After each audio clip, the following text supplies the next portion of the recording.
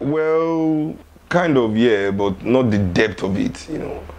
Also, not the amount of antagonism I experienced from the media, especially the Nigerian media. I think what is actually affecting Afrobeat music today is the negative media I received, negative press I received from the Nigerian media after my father's passing.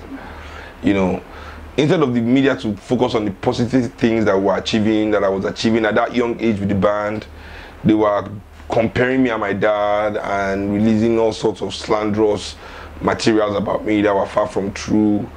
For some reason, they didn't want anything Fela to continue. I didn't know, it was a very difficult and weird time. You had to experience it to understand what I'm saying, you know. So for me, I think Afrobeat never really recovered from that attack, you know, from that period of attack, you know, because everything that, or anything that Fela's name was able to become after his death started in Europe and America, not in Nigeria, you know. Yeah, you know, so, yeah, in that beginning, it was, sometimes I used to think to myself, like, I mean, shouldn't people be proud at 15 I'm able to do what I'm doing? And it used to keep me up at night, you know. And I used to, but now that I'm older and I understand the political game and I understand, you know, what my father stood for in relation to the oppressors in our society, I understood why the mainstream media today in its emergence back then, because at that time it was still just growing in Nigeria, you know. I could understand, you know, why it needed to do what it did then, you know.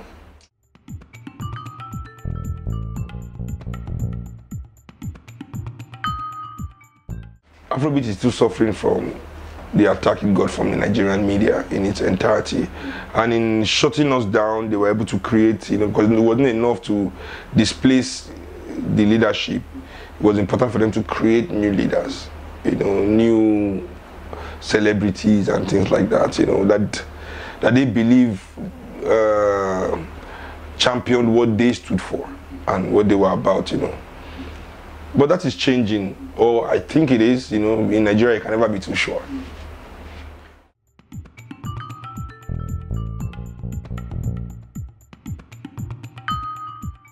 Well, I would say I never played music thinking about what I could achieve personally. The reason I kept playing with the band really was because I wanted to make my dad proud. You know, my father and I were very close. You know, Fela and I, if you know anybody that knew us back in the day when my dad was still alive, he'd tell you that our relationship was quite special. And I knew his band was very important to him, you know. And so after his death, you know, I just believed that, you know, that was all I could do for him, you know. For someone that did everything for me while he was alive, you know, always had my back, you know, went the extra mile for me over every single issue that concerned me. It was the least I could do. I mean, I didn't know if I was going to succeed or not, so, but the least I could do was try, you know. So that was all I was thinking about, you know. So I wasn't really thinking about legacy or wealth or fame. You know, for me it was just duty, you know, and hey, I'm still here today.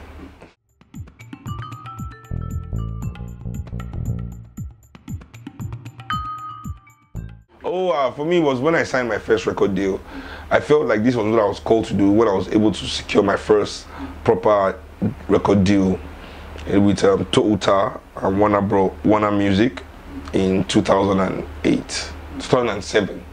The album Many Things came out in 2008, and yeah, I've not really had any kind of major doubt about my career, you know.